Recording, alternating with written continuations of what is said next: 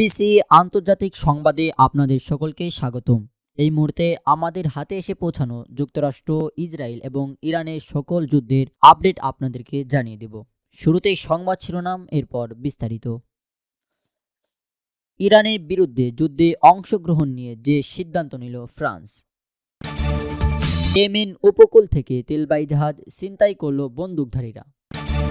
পরমাণু আলোচনার আগেই হরমুজ প্রণালী খুলে দিতে চায় ইরান। দর্শক, এতক্ষণ শুনছিলেন সংবাদ শিরোনাম, এখন বিস্তারিত। শুরুতেই জানিয়ে দিব ইরানের বিরুদ্ধে যুদ্ধে অংশগ্রহণ নিয়ে যে সিদ্ধান্ত নিল ফ্রান্স। ইরানের বিরুদ্ধে যুক্তরাষ্ট্র ও ইসরায়েলের শুরু করা যুদ্ধে অংশ না নেওয়ার সিদ্ধান্ত আবারও স্পষ্ট করলেন ফ্রান্স। শুক্রবার দেশটির পররাষ্ট্রমন্ত্রী জং নোয়েল বারো এ ঘোষণা দেন।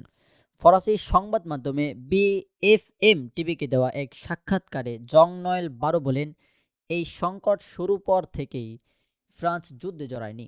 আমরা আগেই বলেছি, যুদ্ধের লক্ষ্য পরিষ্কার না হওয়ায় এবং আন্তর্জাতিক আইন লঙ্ঘন করে এই অভিযান চলায় ফ্রান্সের পক্ষে এতে অংশগ্রহণ কোনোভাবেই সম্ভব নয়। আলোচনার মাধ্যমে শত্রুতা নিরসনের উপর জোর দিয়ে জং নোয়েল বারো বলেন, শুরু থেকেই আমরা এই যুদ্ধের বিপক্ষে ছিলাম। সবাই দেখছে যুদ্ধের উত্তেজনা বৃদ্ধির ঝুঁকি কতটা বেশি। বিশ্ব অর্থনৈতিক ও আমাদের দৈনন্দিন জীবনে এর মারাত্মক প্রভাব পড়েছে। ইরান উপকূলে অবস্থিত কৌশলগতভাবে গুরুত্বপূর্ণ হরমুজ প্রণালী আবারও খুলে দেওয়ার উপর বিশেষ গুরুত্ব দেন ফরাসি।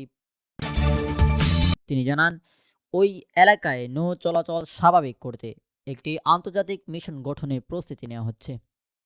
এরপর জানিয়ে দিব ইয়েমেন উপকূল থেকে তেলবাহী জাহাজ ছিনতাই করল বন্দুকধারীরা। ইয়েমেনের কোস্টগার্ড জানিয়েছেন, অজ্ঞাত পরিচয় এক দল সশস্ত্র ব্যক্তি সাবোয়া প্রদেশের উপকূল থেকে এমটি ইউরেকা নামের একটি তেলবাহী জাহাজ ছিনতাই করেছে।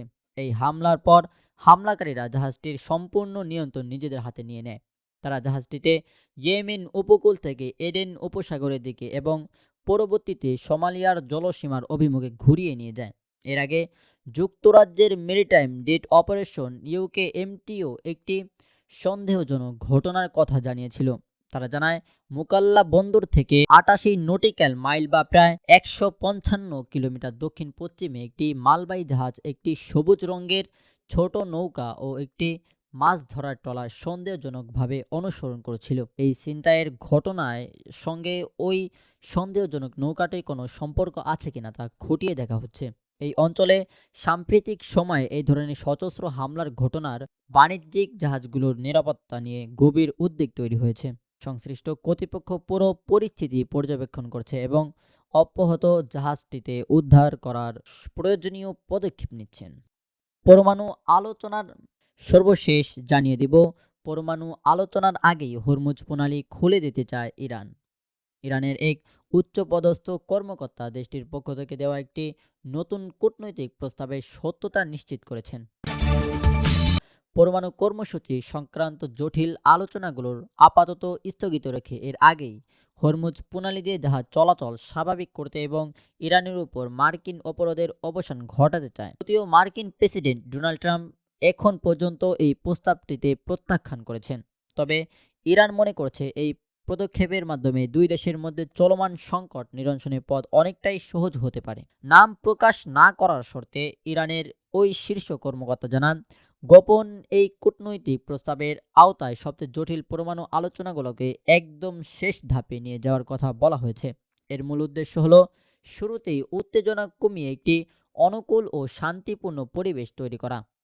মধ্যস্থকারীদের মধ্যে এই আনুষ্ঠানিক প্রস্তাব এবং নতুন সময়সীমা বিষয়টি এরই মধ্যে যুক্তরাষ্ট্রের কাছে পৌঁছে দেওয়া হয়েছে।